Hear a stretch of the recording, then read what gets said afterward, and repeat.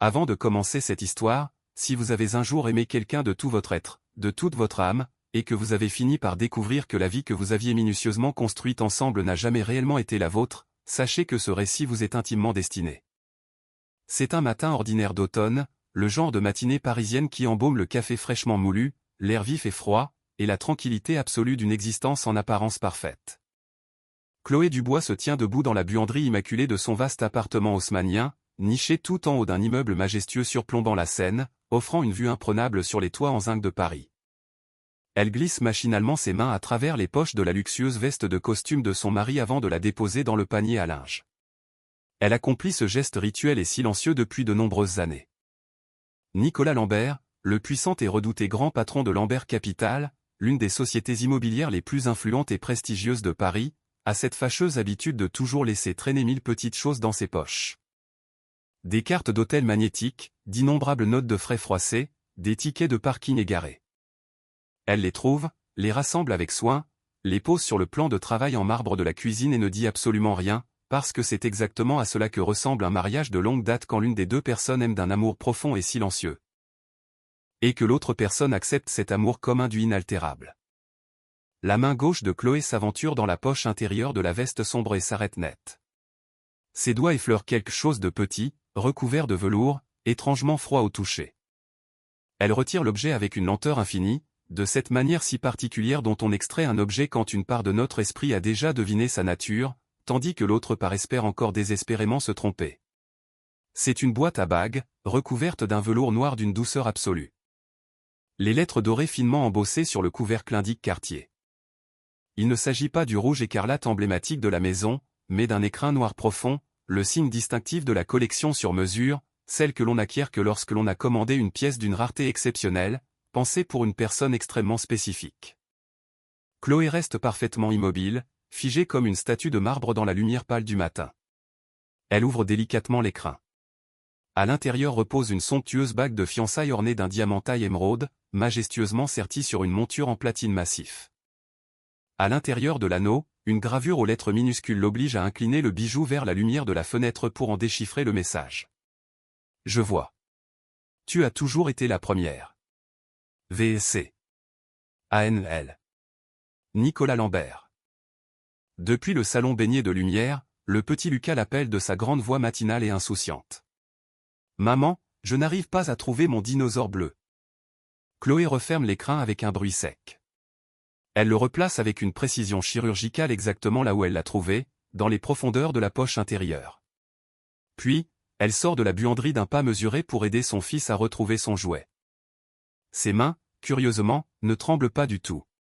Elle se met au fourneau et prépare des crêpes aux myrtilles, la recette traditionnelle, faite maison avec amour, exactement comme Lucas les adore.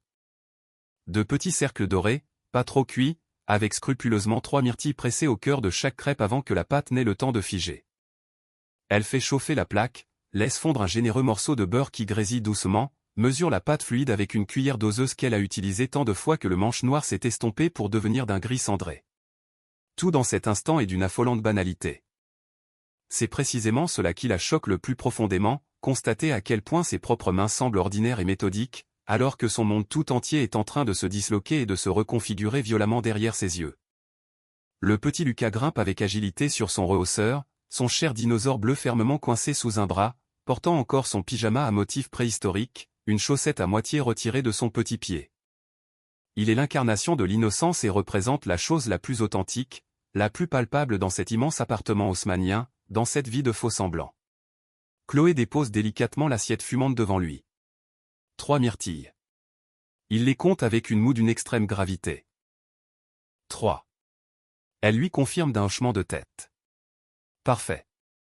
Soudain, elle entend la lourde porte de la chambre principale s'ouvrir.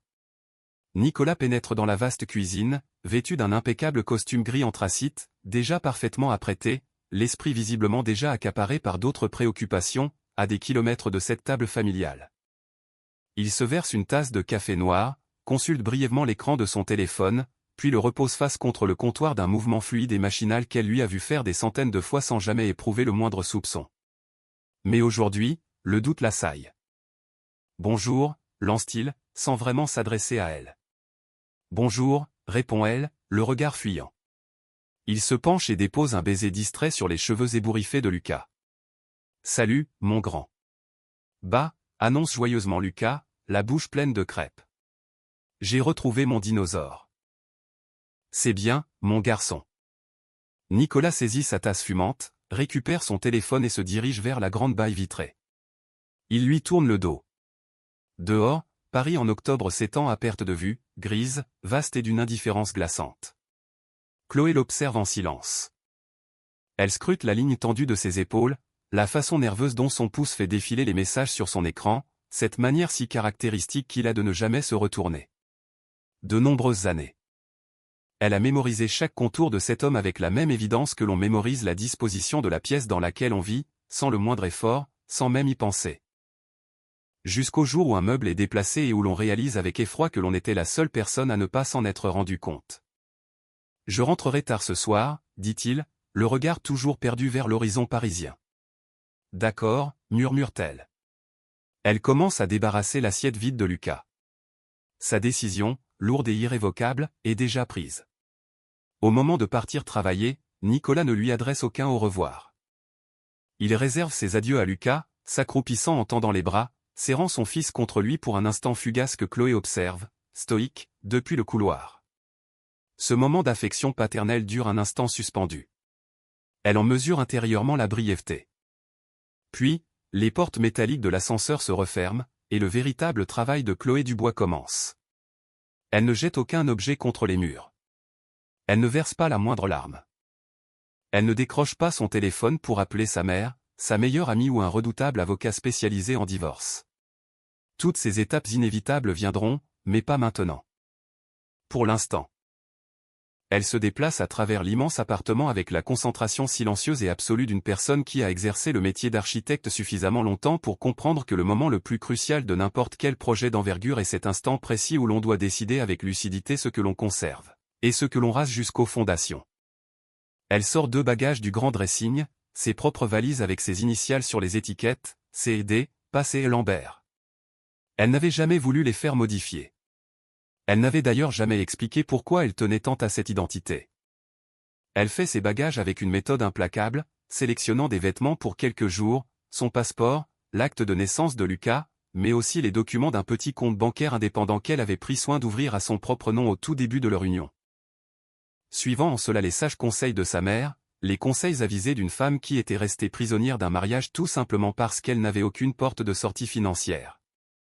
Elle emporte également son ordinateur portable, son précieux disque dur externe, tout son travail de conception accumulé, son portfolio exhaustif, absolument tout ce qu'elle avait créé avec passion avant et pendant cette illusion de mariage.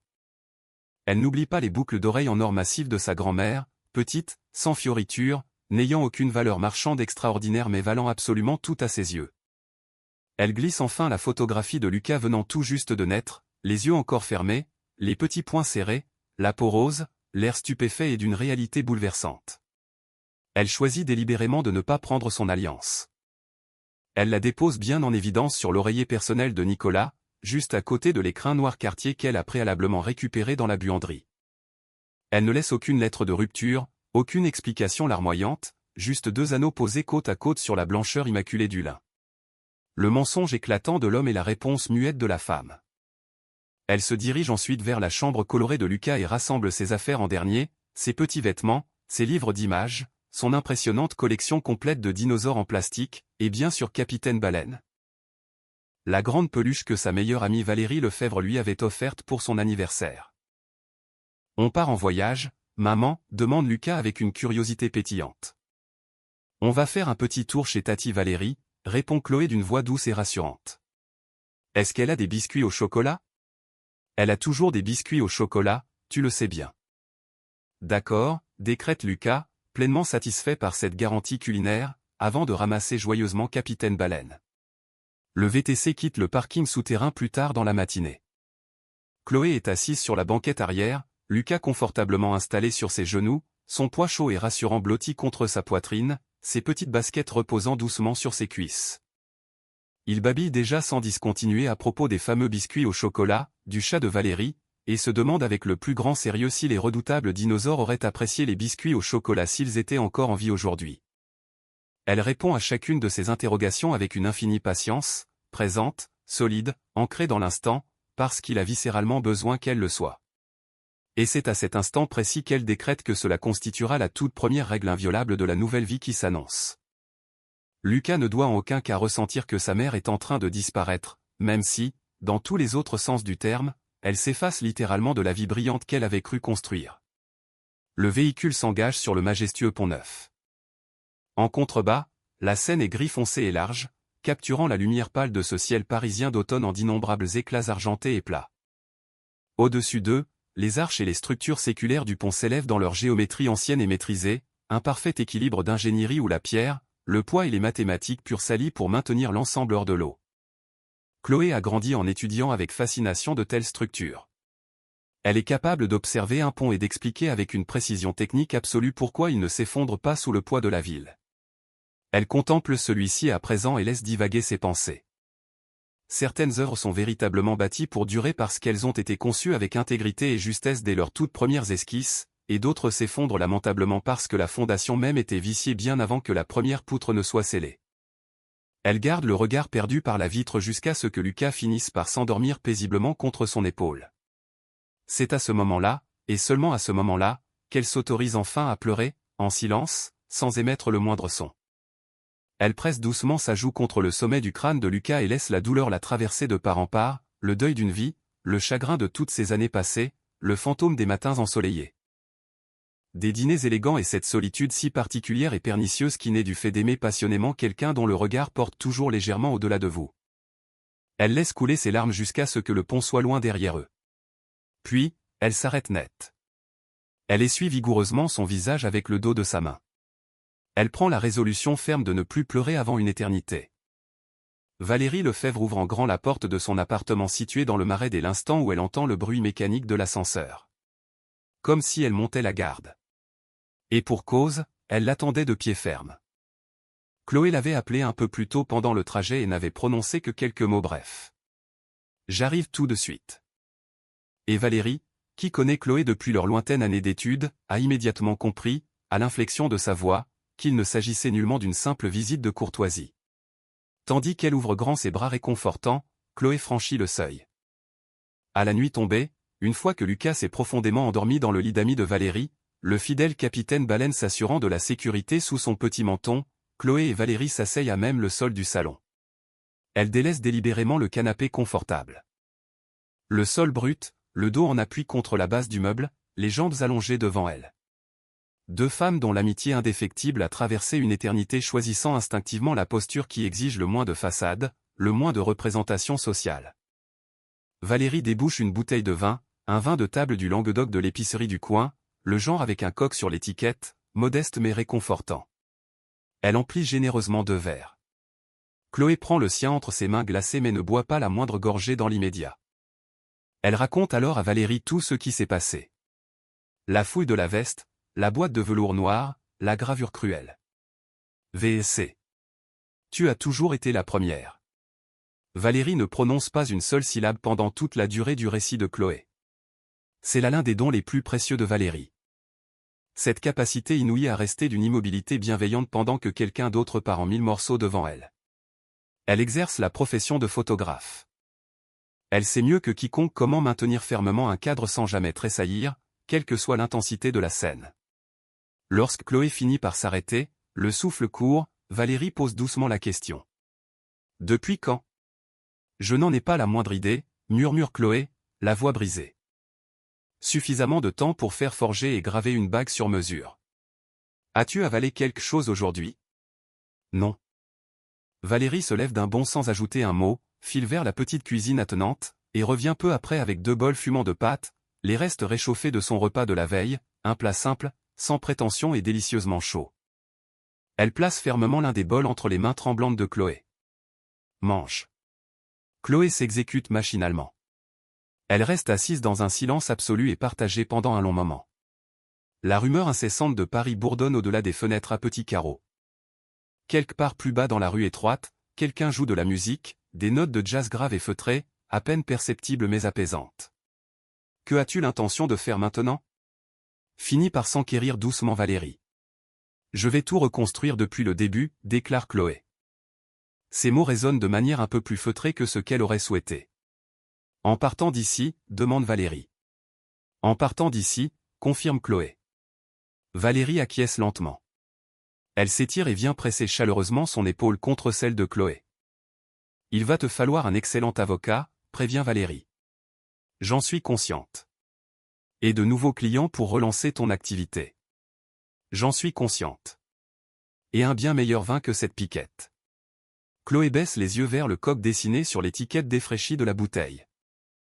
Pour la toute première fois depuis le début de cette interminable journée, la commissure de ses lèvres s'étire en un timide sourire. Un vin nettement meilleur, approuve-t-elle avec une pointe d'ironie. Le tournant inattendu survient quelques jours après le départ précipité de Chloé.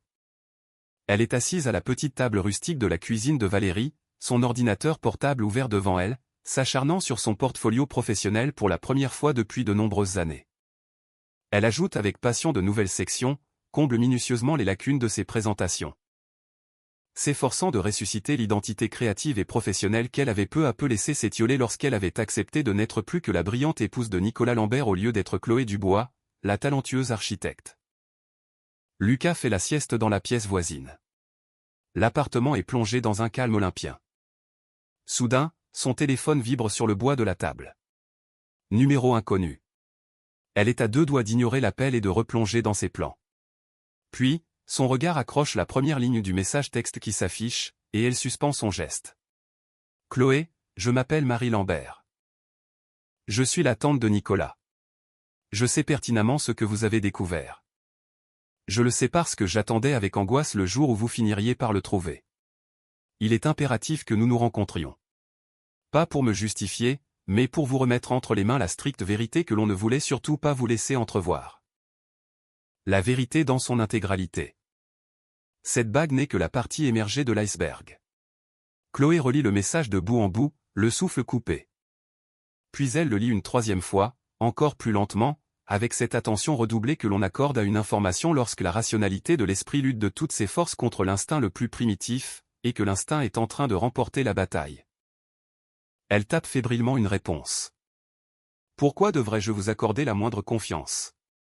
La réponse vibre en retour dans un délai extrêmement bref. Parce que je suis l'unique personne rattachée à cette famille toxique qui n'a jamais souhaité que toutes ces horreurs s'abattent sur vous. Et surtout parce que ce que je sais au sujet de Chloé Dubois, la véritable Chloé Dubois, la brillante architecte, l'ingénieuse conceptrice, va bouleverser de fond en comble tout ce que vous croyez comprendre sur les véritables raisons d'être de votre mariage. Chloé fixe l'écran lumineux, les yeux écarquillés.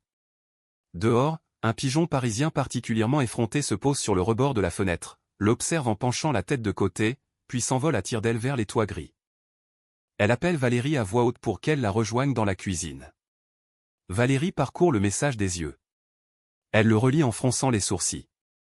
Elle repose doucement le téléphone sur la table et dévisage Chloé avec cette expression très spécifique qu'elle arbore invariablement lorsqu'un élément d'une importance capitale vient de faire irruption dans le cadre de son objectif.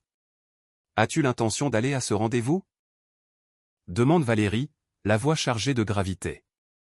Chloé rabat brutalement l'écran de son ordinateur portable et s'empare de son téléphone. Fixez l'heure, tape-t-elle en réponse à Marie Lambert. Dans un endroit public. La réplique ne se fait pas attendre. Un restaurant près de la Seine, sous le Pont-Neuf, faisant face aux immeubles parisiens. Je serai assise à la table du coin. Je serai venue seule. Chloé laisse échapper un long soupir chargé de tension. C'est d'accord, écrit-elle finalement.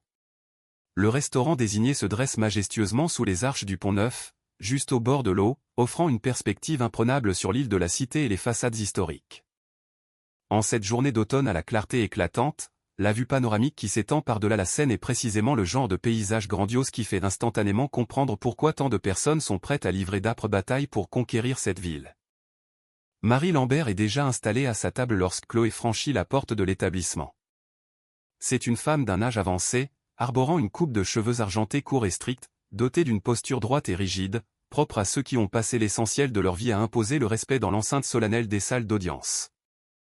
Elle est vêtue d'un pantalon sombre d'une coupe classique, d'un chemisier blanc immaculé et de solides chaussures de ville en cuir.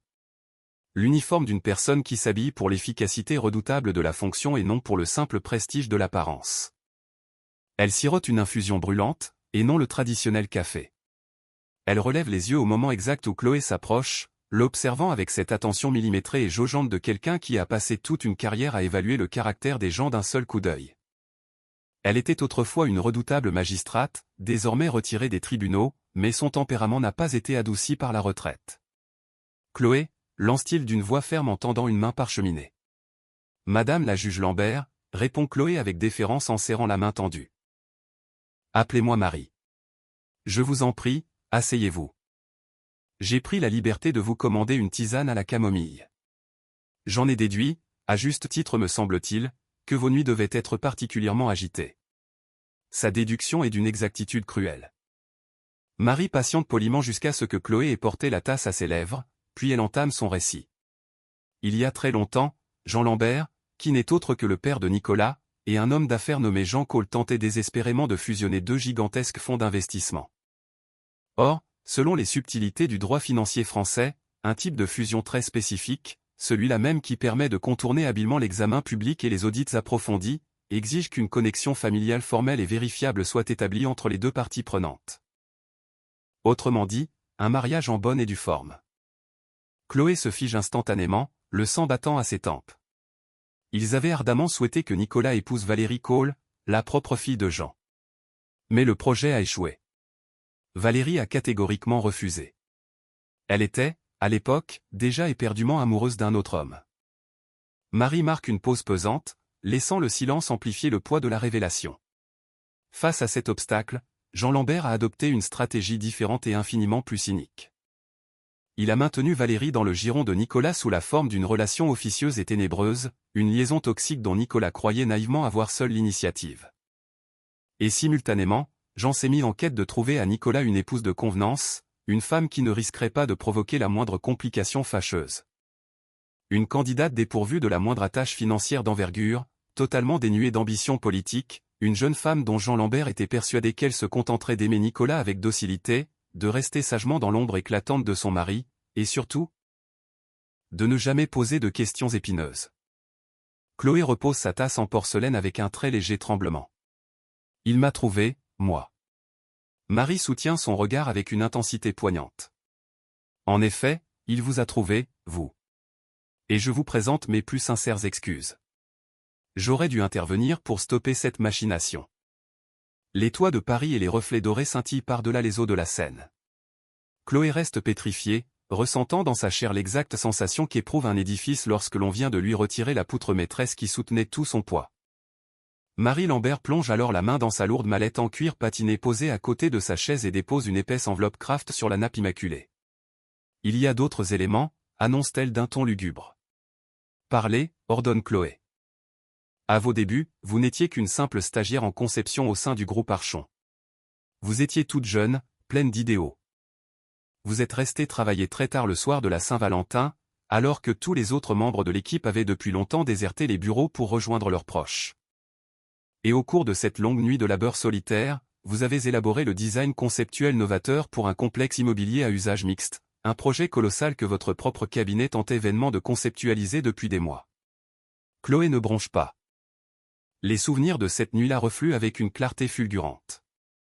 Les immenses plateaux de bureaux déserts, le café devenu glacé dans son gobelet en carton, et cette satisfaction intellectuelle si particulière, presque enivrante, de voir un concept architectural prendre forme sur l'écran, ligne après ligne, jusqu'à atteindre l'équilibre parfait. L'exactitude absolue. Et ensuite, votre précieux dossier de conception a été expédié par votre superviseur Nicolas directement à Jean Lambert, poursuit inexorablement Marie. L'objet de ce courriel était sans équivoque, concept très prometteur émanant de notre stagiaire. Fortement recommandé pour la présentation du projet en bordure de lac. Votre nom figurait bel et bien sur les métadonnées du fichier d'origine. Vos propres identifiants de connexion y sont incrustés. Chaque étape de création, chaque révision minutieuse, tout remonte invariablement jusqu'à vous, et à vous seul. Et soudain, mon nom a été effacé. Purement et simplement. Le brevet architectural officiel pour le gigantesque complexe des terrasses du lac a été enregistré sous le nom exclusif de Nicolas Lambert peu de temps après. Nicolas n'en savait absolument rien, je tiens à être parfaitement transparente sur ce point. On lui a fait croire qu'il s'agissait d'une banale acquisition, que le groupe Archon avait tout simplement cédé les droits de la conception. Il n'a jamais su que ce travail de génie provenait d'une stagiaire. Il n'a jamais su qu'il provenait de sa propre épouse. Chloé baisse les yeux vers l'épaisse enveloppe posée devant elle. Les terrasses du lac constituent la pierre angulaire de l'empire Lambert Capital. Absolument tous les projets pharaoniques qu'ils ont bâtis ces dernières années ont été exclusivement financés par le succès financier retentissant de ce développement initial. Le design originel qui a permis de bâtir l'empire de Nicolas, c'est le vôtre. Elle ouvre l'enveloppe avec une lenteur cérémonieuse.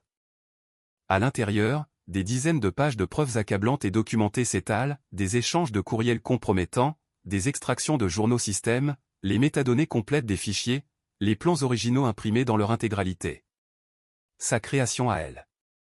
Ses lignes de fuite, sa logique spatiale, l'élégance avec laquelle elle avait résolu le complexe problème de l'accès aux berges sur lequel tous les autres cabinets d'architectes expérimentés s'étaient cassés les dents. Depuis combien de temps êtes-vous au courant de cette escroquerie ? Demande Chloé d'une voix blanche. Plusieurs années, avoue Marie dans un murmure honteux. Et je suis profondément meurtri d'avoir mis autant de temps à trouver le courage d'agir en conséquence.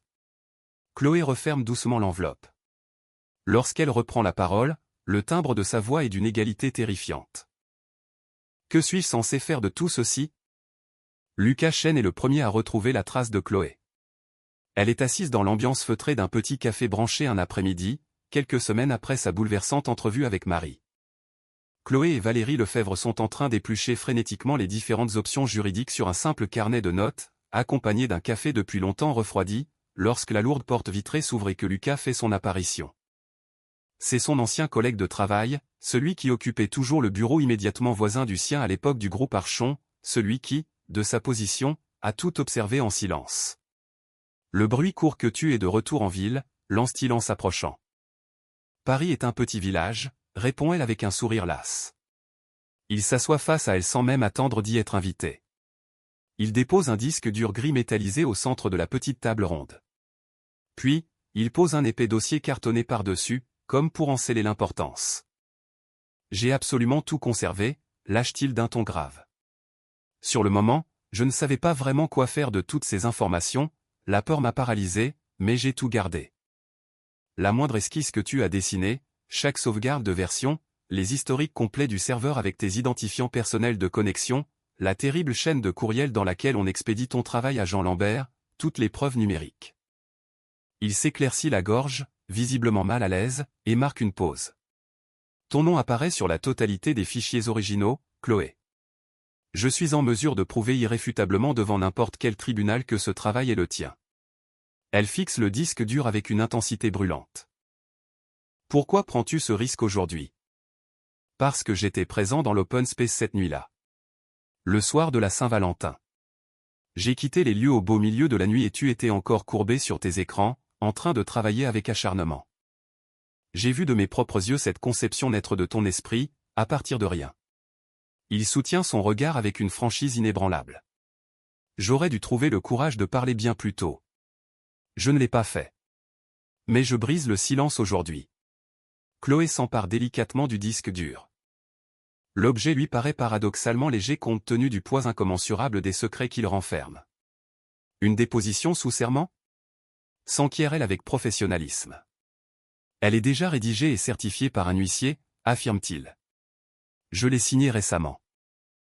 Mon avocat en possède une copie sécurisée. Ton avocat peut en obtenir une dans l'heure. Elle l'observe en silence pendant un long moment, mesurant l'ampleur de son geste. Lucas, je te remercie du fond du cœur. Ne me remercie pas, utilise ses armes pour les détruire. Elle glisse soigneusement le précieux disque dur dans l'obscurité de son sac. Sans perdre une seconde, elle déverrouille son téléphone et compose le numéro de Valérie Ozet, la brillante avocate spécialisée en propriété intellectuelle avec laquelle Marie l'avait mise en contact. Cette même avocate implacable qui excelle précisément dans ce type de litige et de vol corporatif de haut vol, et qui, lorsque Chloé lui avait exposé la situation pour la première fois, avait simplement déclaré avec un sourire carnassier que c'était l'un des dossiers de fraude les plus limpides qu'il lui ait été donné d'examiner. Des preuves accablantes, une chronologie des faits irréfutables, et un accusé portant un nom d'une très grande renommée. Valérie, annonce sobrement Chloé lorsque l'avocate décroche à l'autre bout de la ligne. Nous avons réuni l'intégralité du dossier. Nicolas Lambert découvre enfin la violente vérité par un soir brumeux. Il est seul, assis dans l'immensité luxueuse de son bureau en altitude, les yeux rivés sur un courriel que sa tante vient de lui transférer. Le message ne contient qu'une seule et unique ligne de texte tapée au-dessus de la longue chaîne de transferts accumulés. Tu as le droit absolu de savoir ce qui a été commis en ton nom. Lis chaque ligne de ce dossier. Il se plonge dans la lecture pendant un long moment. Il ne s'interrompt même pas pour jeter un œil à son propre téléphone qui clignote sans cesse. Il ne daigne pas répondre lorsque son assistant frappe discrètement à la porte à la tombée de la nuit pour lui rappeler avec insistance que sa réservation pour un dîner d'affaires est imminente. Non, il reste pétrifié dans son bureau qui s'enfonce inexorablement dans la pénombre, tandis que les milliers de lumières de la ville de Paris s'allument une à une derrière les immenses baies vitrées. Et il lit avec avidité et horreur chaque document accablant que sa tante lui a fait parvenir. Les courriels en cascade, les horodatages précis, les métadonnées irréfutables des fichiers de conception originaux, le dépôt officiel de brevets, et enfin la correspondance écœurante échangée entre son propre père et Jean Cole. Il lit et relit la phrase abjecte qui a été écrite noir sur blanc au sujet de sa propre épouse. Elle doit impérativement être quelqu'un qui ne dispose d'aucun moyen de pression. Zéro relation influente, zéro patrimoine, une fille qui se contentera de l'aimer béatement et qui saura rester à sa place, dans le silence. J'ai sous la main la candidate idéale. Il pose lentement son téléphone, face contre le cuir noble de son bureau. Il reste d'une immobilité glaçante. Nicolas Lambert n'a jamais été un homme enclin à extérioriser le moindre sentiment. C'est une discipline stricte que Jean, son père, lui a inculquée dès son plus jeune âge, renforcée par les années passées en grand lycée privé. Et par la culture très particulière de ces cercles d'hommes de pouvoir qui brassent des fortunes et qui sont intimement persuadés que le contrôle absolu de ses propres émotions équivaut au contrôle absolu de sa destinée. Mais à cet instant précis, ses mains agrippent le rebord massif de son bureau avec une telle violence que ses jointures en deviennent livides. Son esprit se remplit soudain de l'image de Chloé, réveillée aux aurores, travaillant avec passion sur un projet qui lui tenait à cœur, la douce lueur bleutée de l'écran éclairant les traits fatigués mais heureux de son visage. Il repense à la manière discrète dont elle glissait à travers les pièces de leur appartement, avec une compétence silencieuse, sans jamais exiger d'être mise en lumière ni reconnue à sa juste valeur. Il se remémore avec acuité la façon digne dont elle a choisi de plier bagages. Aucune scène dramatique, pas le moindre cri d'orfraie, seulement ces deux alliances abandonnées sur la blancheur d'un oreiller. Elle a toujours su, au fond d'elle-même, l'immensité de sa propre valeur. C'est lui, et lui seul, qui n'avait jamais été capable de le discerner. Il compose le numéro de Marie avec un doigt tremblant. Elle décroche presque immédiatement. Je sais, anticipe-t-elle avant même qu'il ne puisse formuler un son. Est-ce qu'elle était au courant, demande-t-il d'une voix rauque. Chloé, savait-elle depuis le début pourquoi elle avait été sélectionnée comme une marchandise? Non. Elle n'en a eu conscience qu'au même instant que toi. C'est moi qui me suis chargé de lui révéler cette abomination. Un lourd silence s'installe sur la ligne. Il faut impérativement que je répare ce désastre, souffle-t-il d'un ton désespéré. Certaines choses, répond Marie avec une infinie prudence, sont tout simplement au-delà de toute réparation possible. On ne peut que tenter d'en payer le juste prix. Le courriel tant attendu atterrit dans la boîte de réception professionnelle de Chloé au studio Axis un matin, quelques semaines exactement après que Lucas Chen a fait glisser son précieux disque dur sur la table du café. L'expéditrice n'est autre que Valérie Cole. L'objet du message a de quoi glacer le sang, je te dois bien plus qu'une simple demande de pardon. Je te dois la stricte vérité. Chloé fixe longuement le nom qui clignote sur son écran avant de trouver la force de cliquer. Le message est d'une longueur inhabituelle. Chloé en dévore le moindre mot. Valérie lui confesse sans détour qu'elle n'a jamais éprouvé le moindre sentiment amoureux pour Nicolas. Elle jure sur son honneur qu'elle ne l'a jamais aimé. Que ce qui subsistait péniblement entre eux n'était que le fruit d'une très vieille habitude mondaine. Un simple arrangement de façade qui arrangeait les affaires de leurs deux puissantes familles, jusqu'au jour où ce n'a plus été le cas. Elle avoue avec une froideur terrifiante qu'elle a glissé la bague Cartier dans la poche de la veste de Nicolas de manière tout à fait préméditée. Qu'elle avait impérativement besoin que Chloé tombe dessus. Parce qu'elle devait à tout prix faire imploser ce mariage. Parce que le redoutable Jean Lambert se servait sans scrupule de cette prétendue liaison entre elle et Nicolas comme d'un odieux moyen de chantage pour tenir la famille Cole à la gorge depuis des années. Puis vient le paragraphe décisif, celui qui fait basculer l'échiquier tout entier. Chloé, notre cher Jean Lambert s'apprête, dans le plus grand des secrets, à céder l'intégralité de la propriété intellectuelle des terrasses du lac très bientôt. Il s'agit de la cession pure et simple du portefeuille de brevets de conception, englobant la première et la seconde phase du projet, au profit d'un obscur consortium d'investissements privés étrangers. Le montant de cette transaction occulte s'élève à une somme astronomique. L'opération est actuellement structurée de manière opaque via une société écran basée au Luxembourg. Nicolas n'en sait absolument rien. Le très sélect conseil d'administration de Lambert Capital l'ignore totalement. Il s'agit d'une manœuvre frauduleuse orchestrée par Jean pour son compte personnel, facilitée par une procuration que Nicolas lui a aveuglément signée lorsqu'il était plus jeune et qu'il accordait encore une confiance absolue à son géniteur. Si cette vente de droits de propriété intellectuelle est menée à son terme avec un brevet qui a été obtenu de façon totalement frauduleuse, flouant l'architecte originel de tous ses droits, alors l'architecture entière de cette transaction repose sur une fraude monumentale. Si cette bombe éclate au grand jour après la conclusion définitive de la vente, les répercussions judiciaires et pénales seront d'une ampleur cataclysmique. Pour Jean, pour les acheteurs internationaux, pour toutes les personnes impliquées de près ou de loin. J'ai réussi à me procurer une copie intégrale du contrat de cession. Mon seul désir est de m'extirper définitivement de ce bourbier.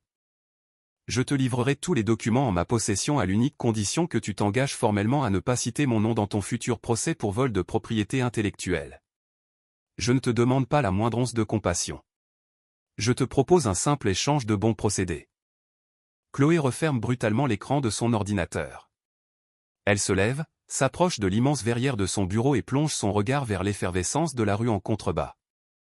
C'est le milieu de la journée, les foules se pressent sur les trottoirs dans ce rythme saccadé, perpétuel et vertigineux propre à la frénésie parisienne. Sans trembler, elle saisit son téléphone et appelle son avocate. Valérie, annonce-t-elle avec une froide détermination, quelqu'un vient tout juste de nous servir l'arme fatale sur un plateau d'argent. Le week-end est radieux au parc des Buttes-Chaumont. Lucas court à perdre haleine sur l'allée gravillonnée, le fidèle capitaine baleine dépassant à moitié de son petit sac à dos tel un étendard triomphant, ses petites baskets s'illuminant à chaque fois qu'il bondit par-dessus la moindre fissure du bitume avec une concentration d'une intensité folle. Chloé marche paisiblement à quelques pas derrière lui, les mains profondément enfouies dans les poches de son long manteau, savourant l'air froid et vivifiant sous la clarté du ciel d'automne. C'est l'après-midi de visite accordée à Nicolas et ils ont convenu de se retrouver ici, dans ce parc. Un terrain neutre, un espace public ouvert, ce qui est préférable pour le bien-être de Lucas. Nicolas les attend déjà patiemment, assis sur un banc de bois patiné près de la grande pièce d'eau. Il se dresse immédiatement sur ses pieds lorsqu'il aperçoit son fils arriver, et Lucas pousse un cri de joie pure et contagieuse avant de se jeter littéralement contre les genoux de son père. Nicolas le rattrape au vol, le soulève de terre dans un élan de tendresse et le serre fort contre son cœur. Par-dessus la petite épaule de l'enfant, son regard anxieux finit par croiser celui de Chloé. Elle soutient son regard avec une dignité tranquille. Un silence lourd de sens. Puis elle s'approche et vient s'asseoir à l'autre extrémité du long banc. Au début, l'énergie inépuisable de Lucas monopolise toute la conversation et comble les silences pesants. Il commente avec passion les faits et gestes des canards. Il se lance dans une explication détaillée et extrêmement pointue concernant les différences morphologiques majeures entre un brachiosaure et un brontosaure. Il demande à son père avec le plus grand sérieux si les dinosaures auraient été terrifiés par le vacarme des rames de métro souterraines, et il reçoit en retour une réponse paternelle réfléchie et argumentée qui confère indéniablement à Nicolas un profond respect aux yeux de son fils. Ensuite, le petit Lucas vient s'asseoir calmement entre ses deux parents pour grignoter les petits gâteaux secs que Chloé a pris soin d'emporter. Il observe tour à tour le visage de sa mère puis celui de son père, avec cette clairvoyance troublante et implacable dont seuls les jeunes enfants sont capables lorsqu'ils dévisagent des adultes qui ont réussi à compliquer des situations simples jusqu'à l'absurde. « Papa » lance-t-il soudainement avec sa candeur désarmante. « Est-ce que maman te manque ?» Le brouhaha environnant du parc semble s'effacer, laissant le banc plongé dans un silence absolu. Nicolas coule un regard rempli de tristesse vers Chloé. Chloé garde obstinément les yeux fixés sur ses propres mains croisées sur ses genoux. Oui, finit par avouer Nicolas d'une voix sourde et vibrante d'émotion. Oui, énormément. Lucas hoche la tête, ses petits rouages mentaux tournant à plein régime pour assimiler cette information capitale. Alors pourquoi est-ce que tu ne répares pas les choses, demande-t-il avec la logique imparable de l'enfance. C'est une situation terriblement compliquée, mon grand, tente d'éluder Nicolas avec un sourire triste. La nageoire de Capitaine Baleine s'était complètement arrachée un jour, rétorque Lucas avec une conviction inébranlable. Maman l'a réparée avec une aiguille et du fil solide. Elle m'a dit, Lucas, retiens bien qu'il n'y a absolument rien qui soit trop abîmé pour être réparé, à la seule condition que l'on essaie vraiment de toutes ses forces. Le silence qui succède à cette intervention innocente s'étire, chargé d'une tension électrique et d'une infinité de non-dits. Nicolas tourne lentement la tête pour scruter le profil de Chloé. Elle fixe intensément la surface ridée de l'eau du lac. Mais l'imperceptible courbure qui vient d'animer la commissure de ses lèvres suffit à faire comprendre à Nicolas qu'elle a parfaitement entendu la leçon. Le parquet national financier déploie ses effectifs et sert un mandat d'arrêt à Jean Lambert un matin de printemps. Il se trouve justement retranché dans la forteresse de son immense bureau situé au dernier étage de la tour de verre de Lambert Capital lorsque l'escouade fait irruption. Des magistrats instructeurs, un enquêteur de l'AMF particulièrement pugnace, accompagné du propre directeur juridique de Jean, lequel affiche la mine déconfite d'un homme à qui l'on vient de remettre des preuves accablantes dont il aurait chèrement payé pour ignorer l'existence. Le mandat de perquisition ratisse très large et couvre 3 chefs d'accusation d'une gravité extrême, acquisition frauduleuse et caractérisée de propriété intellectuelle, manquement grave et délibéré à l'obligation fiduciaire envers les actionnaires du groupe Lambert Capital, et entrave caractérisée à la justice. En effet, Jean Lambert, ayant eu vent qu'une instruction secrète était en cours, avait paniqué et tenté pitoyablement d'effacer les archives compromettantes d'un serveur informatique clé. Ce qu'il ignorait tragiquement, c'est que ce serveur spécifique disposait d'un système de sauvegarde automatique et miroir fonctionnant en boucle. Il en ignorait l'existence pour la simple et bonne raison que cette architecture de sécurité très pointue avait été minutieusement paramétrée par une toute jeune stagiaire particulièrement consciencieuse et brillante, de nombreuses années auparavant. Le nom de cette stagiaire était Chloé Dubois. La justice poétique et l'ironie mordante de cette situation n'échappent à aucune des rares personnes ayant eu connaissance des arcanes de ce dossier explosif. Jean Lambert est alors escorté manu militari hors du prestigieux bâtiment avant la pause méridienne, sous le crépitement des regards.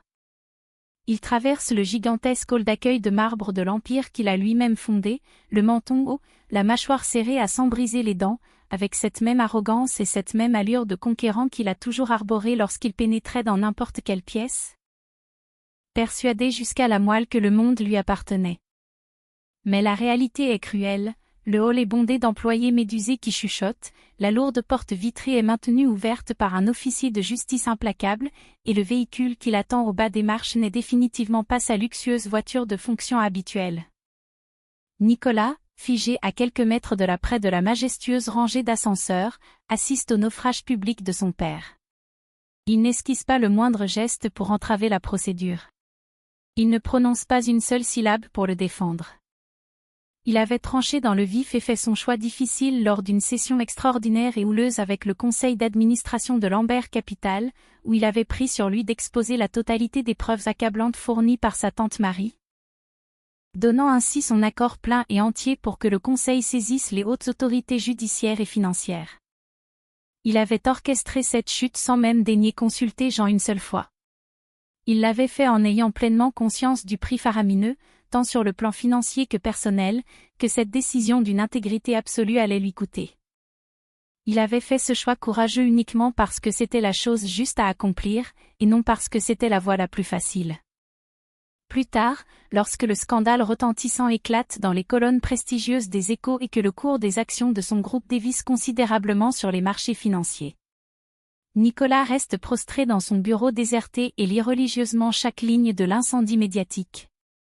Son propre nom apparaît fréquemment dans les articles, non pas sous l'étiquette infamante du suspect complice, mais bel et bien sous les traits du dirigeant intègre qui a choisi de coopérer avec la justice pour dénoncer la fraude. Il se sert un simple verre d'eau fraîche pour apaiser sa gorge nouée. À l'extérieur, loin de son tumulte intérieur, la grande ville de Paris poursuit son cours inexorable. Chloé Dubois gravit les marches monumentales du palais de justice de Paris par un matin clair. Elle avance seule, le port de tête altier. Non pas parce qu'elle est isolée ou démunie de soutien. Valérie Lefebvre avait ardemment insisté pour l'escorter. Marie Lambert s'était également proposé de l'accompagner pour faire front. Même Valérie Reeves, sa nouvelle associée de talent au sein du studio Axis, lui avait offert d'être présente à ses côtés. Chloé avait fermement décliné toutes leurs nobles propositions. Elle ressentait le besoin viscéral d'affronter cette épreuve en son nom propre, forte de sa seule présence. Sans personne pour lui tenir la main, pour guider ou assurer ses pas sur le marbre froid, sans personne pour vérifier si son expression trahissait une quelconque fragilité. Il fallait absolument qu'elle franchisse les portes de cette arène judiciaire de la même manière éclatante dont elle avait claqué la porte de son mariage toxique, en silence, dressée sur ses deux jambes. Parfaitement consciente de l'héritage lourd qu'elle transportait et des raisons profondes qui l'animaient. Et elle a choisi de porter le tailleur bleu marine à la coupe impeccable qu'elle s'est offert avec la toute première rémunération substantielle qu'elle a perçue en tant qu'associée à part entière de son cabinet. Ses oreilles sont ornées des discrètes boucles d'or de sa défunte grand-mère. Aucun anneau n'entrave ses doigts. Son annulaire gauche est nu depuis si longtemps qu'elle a d'ailleurs fini par occulter la sensation fantôme du métal sur sa peau. La petite salle où doit se tenir la déposition sous serment est d'une banalité affligeante et austère, délibérément dénuée du moindre charme. Une longue table rectangulaire en formica, le cliquetis régulier du sténotypiste, l'avocate Valérie Osé assise à sa droite en position de combat, les redoutables avocats de la partie adverse postés de l'autre côté de la barricade. Et l'œil rouge et accusateur d'une caméra vidéo braquée depuis l'un des coins de la pièce. Elle s'installe calmement sur sa chaise. Elle fait face à l'interrogatoire et répond à l'avalanche de questions pointilleuses longuement, avec une précision mathématique. Son timbre de voix ne vacille pas un seul instant. Ses mains restent posées à plat sur la table, d'une immobilité troublante. Elle raconte dans les moindres détails techniques sa conception, sa création, le fruit de son esprit brillant élaboré lors de cette fameuse nuit alors qu'elle était toute jeune, animée par une passion dévorante pour l'architecture. Elle explique comment elle a échafaudé le projet depuis les fondations complexes liées au défi de l'accès aux rives, résolvant avec brio chaque contrainte structurelle majeure avec cette clarté fulgurante propre aux esprits qui conceptualisent le monde en termes de géométrie spatiale, de répartition des charges et de résistance des matériaux. Elle narre l'atmosphère solitaire de cette nuit de labeur, le moment précis où elle s'est déconnectée du système très tard dans la nuit, l'instant où elle a expédié son précieux fichier achevé à son superviseur. Puis le cauchemar de ne plus jamais voir son propre nom associé à la moindre ligne de ce projet colossal. Elle évoque également son fils, l'impact destructeur de la supercherie, ce que signifie réellement le fait d'élever un enfant dans un environnement luxueux bâti de toutes pièces sur un immense tissu de mensonges. Lorsque l'avocat adverse, d'un ton faussement mielleux, lui demande s'il est exact qu'elle réclame d'importants dommages et intérêts financiers en réparation, elle répond par un oui franc et massif.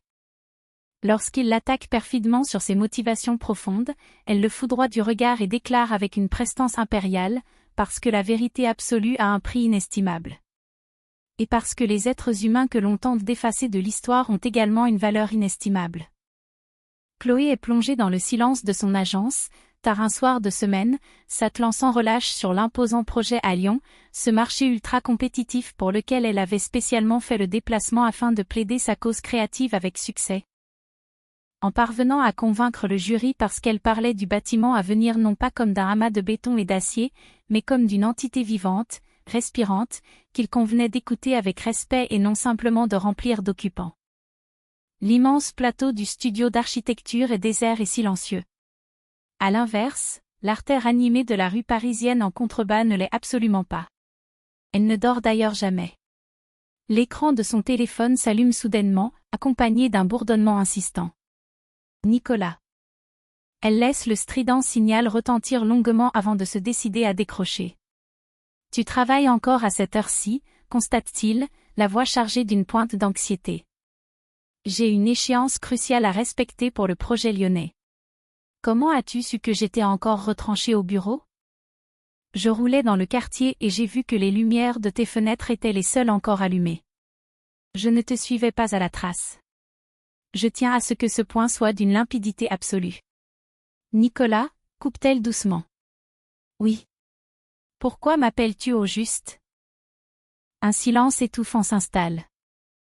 Ce genre de pause interminable qui indique clairement que la personne à l'autre bout du fil est en train de soupeser chaque mot, déchiré entre la réplique soigneusement préparée à l'avance et la brutale authenticité de ses sentiments. Parce que j'éprouve le besoin de te poser une question fondamentale, avoue-t-il, la voix légèrement éraillée, et que je tiens à le faire de la manière la plus digne qui soit. Pas par l'intermédiaire glacial de nos avocats respectifs, pas par le biais d'un message laconique, et surtout pas lors des brèves entrevues du week-end sous le regard inquisiteur de notre fils. Je veux te la poser directement, sans phare. Pose ta question, ordonne TL calmement. Il s'éclaircit la gorge, hésite encore une seconde. Si je te suppliais de m'accorder une chance de réessayer.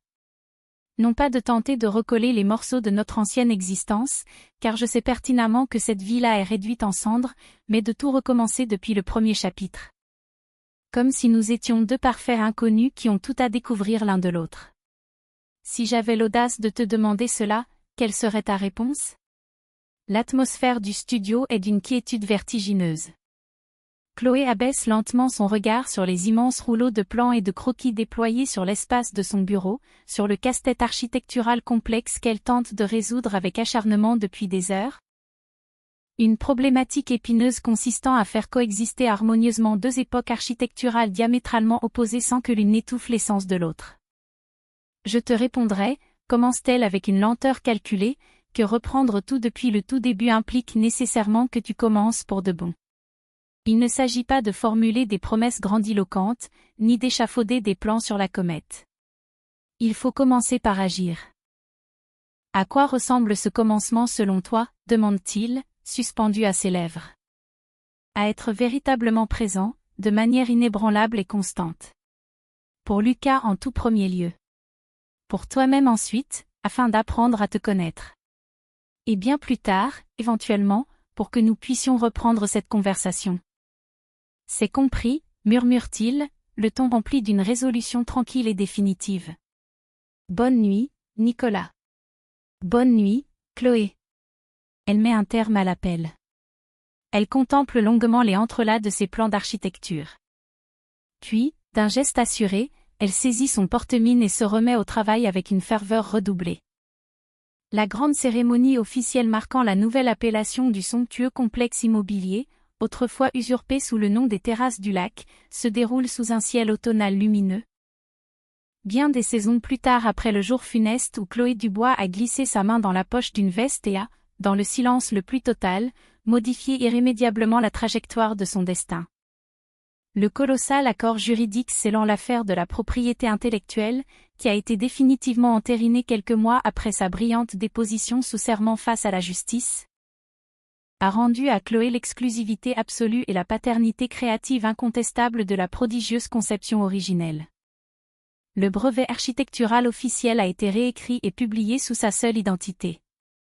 Les considérables dédommagements financiers obtenus ont très largement couvert les gigantesques pertes de revenus liées aux licences d'exploitation passées, et par voie de conséquence, le complexe de luxe portera désormais son nom légitime.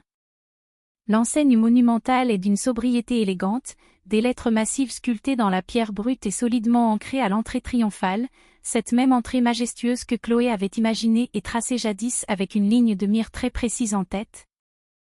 De telle sorte que lorsque l'on franchit les imposantes grilles de fer forgé, la première vision qui s'offre au regard est la beauté paisible du plan d'eau, bien avant même d'apercevoir les lignes épurées des bâtiments. Elle se tient aujourd'hui debout face à cette œuvre monumentale. La talentueuse Valérie Reeves se tient dignement à sa droite. Sa fidèle amie Valérie Lefebvre est postée un peu en retrait, dissimulée derrière l'objectif professionnel de son boîtier réflexe, refusant catégoriquement de figer cet instant d'éternité avec la médiocrité de l'objectif d'un simple téléphone portable. Marie Lambert est également présente dans l'assistance, sanglée dans son éternel chemisier blanc immaculé. L'œil fixé sur la nouvelle enseigne de pierre avec cette expression soulagée et solennelle d'une personne qui vient enfin de s'acquitter d'une lourde dette karmique traînée comme un boulet pendant bien trop longtemps. Nicolas a également fait le déplacement. Il se tient respectueusement en lisière du rassemblement restreint, s'interdisant de capter la moindre parcelle de l'attention générale. Il a manifestement travaillé d'arrache-pied sur ce point précis, l'art subtil et exigeant d'être pleinement présent et en soutien sans jamais chercher à écraser l'autre de son aura. Le petit Lucas, qui avait grandi, déchiffre à voix haute l'imposante inscription de pierre en suivant les contours de chaque lettre avec son petit index. DUBOIS, épelle-t-il avec application. C'est notre nom de famille. C'est effectivement notre nom, confirme Chloé, la gorge serrée d'émotion. Alors, c'est maman qui a construit tous ces grands immeubles? Maman a imaginé et conçu les plans sur ordinateur. Il y a très longtemps. Lucas assimile cette information extraordinaire avec la gravité d'un enfant qui vient tout juste de vivre un bouleversement cognitif majeur. Réalisant avec stupeur que l'entité familière et réconfortante qu'il appelait simplement maman est en réalité une personne accomplie qui possède sa propre existence dans le vaste monde et qui est capable d'y ériger des œuvres majestueuses. C'est vraiment génial, conclut-il avec un ton d'approbation d'une sincérité absolue. Le puissant objectif de l'appareil de Valérie émet un cliquetis sec. Le cliché en noir et blanc qu'elle envoie à Chloé au cœur de la nuit, capturant le profil de Chloé contemplant avec fierté son propre nom gravé dans la pierre pendant que Lucas serre tendrement sa main dans la sienne, sera l'unique et précieuse photographie encadrée que Chloé acceptera de suspendre au mur clair de son nouvel appartement. Quelque temps après la cérémonie chargée d'émotions pour l'inauguration des Jardins du Bois, l'espiègle Lucas décrète avec le plus grand des sérieux que dorénavant, les fins de semaine seront placées sous le signe incontournable de la pizza. Il proclame cette nouvelle loi fondamentale un jour de semaine, lors du petit déjeuner, avec le ton autoritaire d'un chef d'État ayant longuement délibéré sur une question vitale avant de rendre son verdict irrévocable. Les vendredis, c'est obligatoirement la soirée pizza, déclare-t-il en pointant sa cuillère. Moi, maman et papa. Chloé et Nicolas sont précisément en train d'organiser le transfert hebdomadaire de la garde de l'enfant dans le grand hall froid de l'immeuble, un échange purement logistique, neutre et distancé, lorsque Lucas lâche cette bombe diplomatique inattendue. L'enfant scrute avec espièglerie le visage surpris de sa mère, puis celui de son père, animé par la certitude absolue et désarmante que son exigence est de la plus haute rationalité. Je vais en discuter avec ton père, esquive prudemment Chloé avec tact. Mais il est juste là devant nous. Rétorque Lucas, l'index accusateur pointé vers Nicolas. L'argument est, sur le plan strictement factuel, inattaquable. Nicolas observe Chloé avec une lueur d'amusement dans le regard. Chloé soutient son regard avec un soupir résigné. La soirée pizza, donc, demande-t-il, un demi-sourire aux lèvres. La soirée pizza, capitule-t-elle. C'est ainsi que le fragile édifice de leur nouvelle relation commence à s'ériger, doucement. La première tentative se déroule dans un restaurant dans le 5e arrondissement avec un four à bois et des nappes à carreaux rouges et blancs traditionnels. Lucas commande avec aplomb une simple margarita, la qualifiant, selon ses propres termes savants, de grand classique de la gastronomie. Il est évident que les après-midi passés devant les émissions culinaires télévisées en compagnie de Valérie Lefebvre ont laissé des traces indélébiles. Au tout début de ce dîner, la conversation entre les deux adultes est d'une prudence extrême, chaque phrase étant savamment filtrée et relayée par l'intermédiaire de Lucas. L'enfant ne ressent d'ailleurs pas le moindre malaise face à cette dynamique singulière, fort de sa longue expérience d'être invariablement la seule et unique personne dans une pièce omettant la moindre diplomatie pour clamer haut et fort le fond de sa pensée. La tentative suivante prend place dans un petit restaurant sur une rue animée. Lucas s'obstine à dévorer sa part de pizza en équilibre précaire, debout au comptoir, affirmant avec le plus grand sérieux à qui veut l'entendre que c'est la seule véritable manière parisienne de déguster ce plat. La fois d'après, porté par l'air doux de la soirée, il décide de flâner à pied depuis le restaurant en direction du Pont-Neuf, et l'infatigable Lucas s'entête à vouloir compter scrupuleusement l'ensemble des éléments architecturaux de l'ouvrage.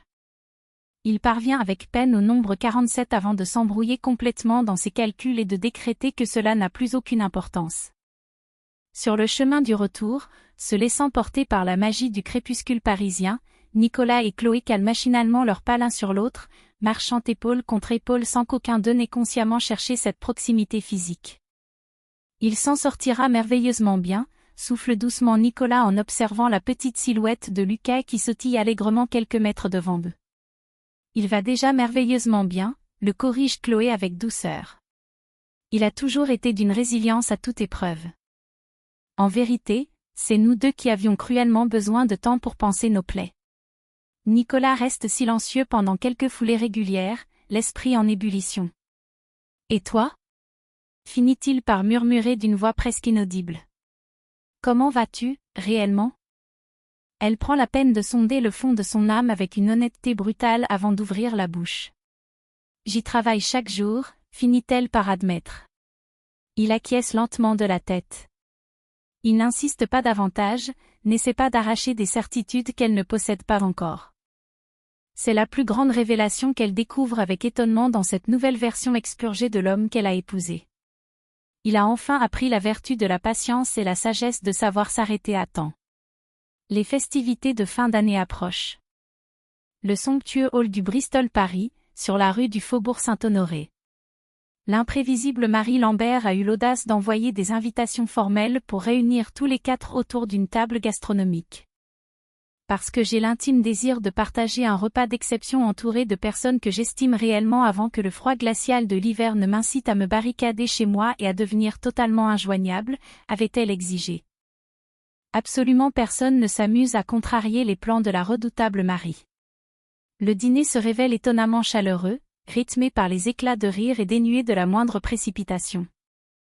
Lucas accapare l'attention du serveur stylé pendant un long moment pour lui expliquer en long, en large et en travers comment des dinosaures s'y prendraient pour commander au menu s'ils étaient dotés de la parole. Le serveur, d'un professionnalisme exemplaire, écoute ses élucubrations avec le sérieux imperturbable d'un diplomate. Par-dessus les candélabres scintillants, le regard de Nicolas accroche celui de Chloé. Ils partagent dans un silence complice cette lueur de tendresse et de total désarmement commune aux parents qui contemplent avec admiration l'enfant fantasque qu'ils ont engendré, ce petit être imprévisible qui semble renfermer des galaxies entières dans son esprit.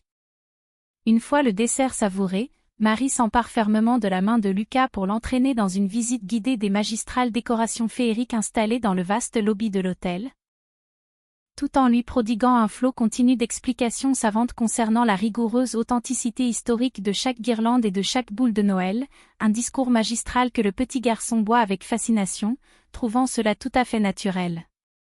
Nicolas et Chloé se retrouvent soudainement seuls en tête-à-tête à la table désertée. Avec une lenteur infinie, il plonge la main dans la poche intérieure de sa veste élégante et dépose délicatement une petite boîte entre leurs 2 verres de cristal.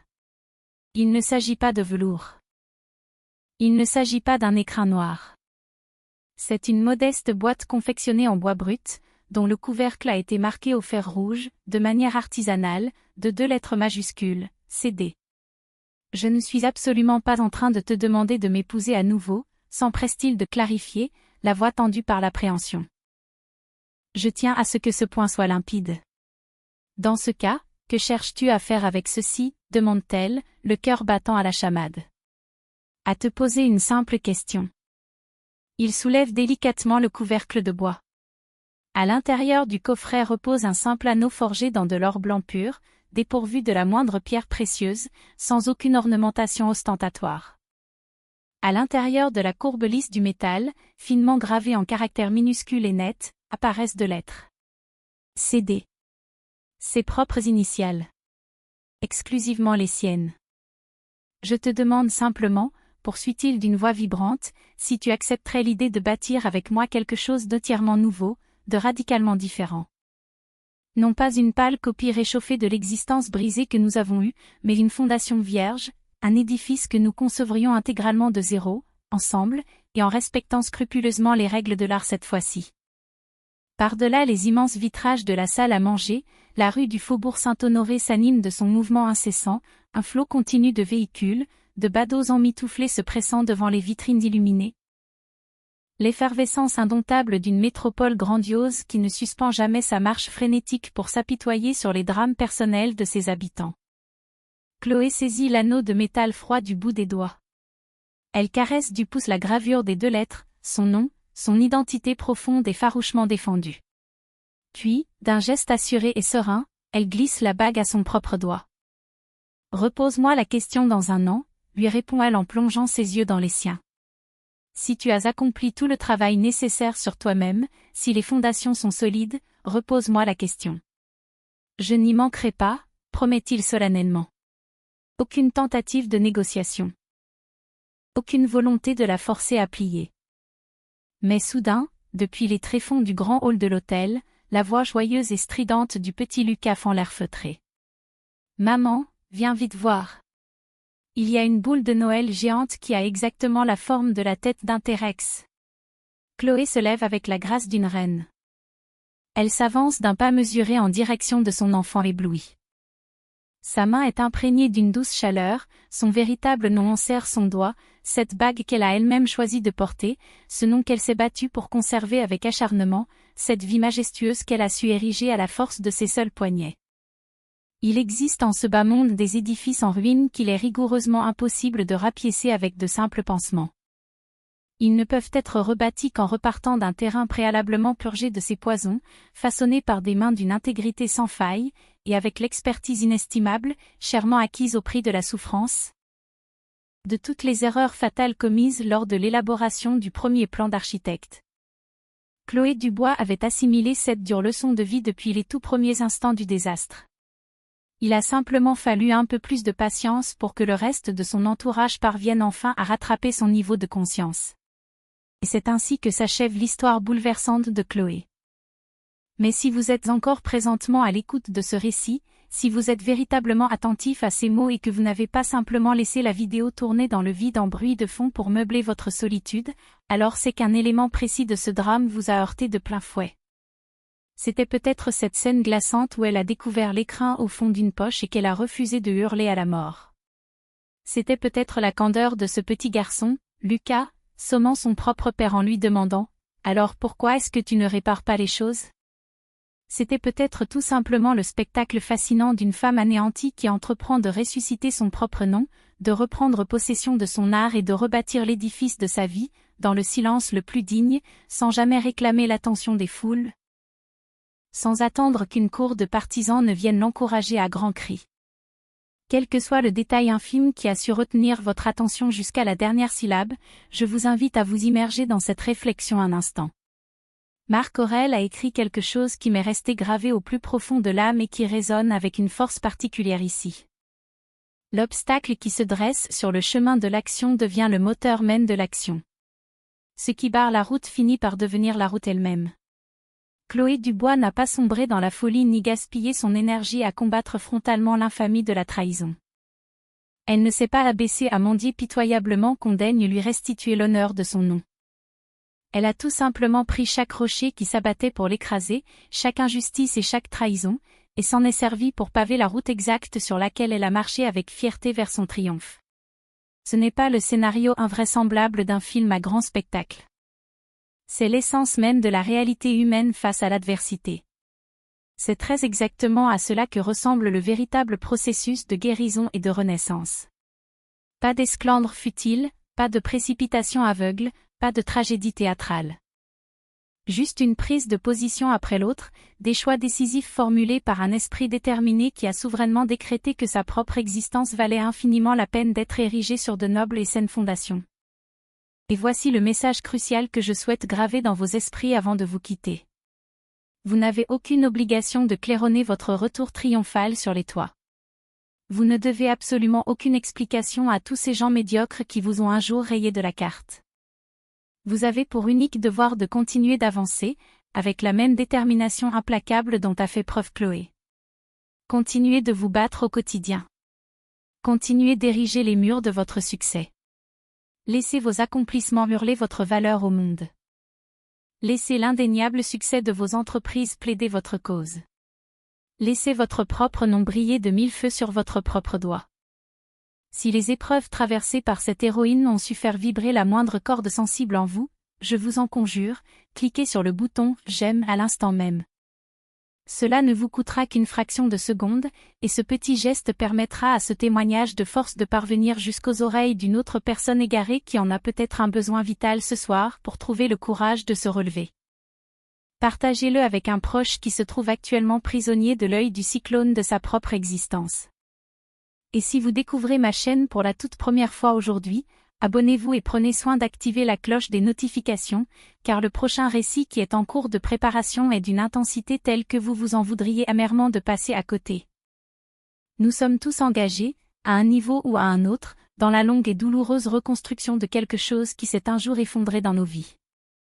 Gardez à l'esprit que vous n'êtes jamais seul dans cette bataille silencieuse. Prenez soin de vous, et on se retrouve pour la prochaine vidéo.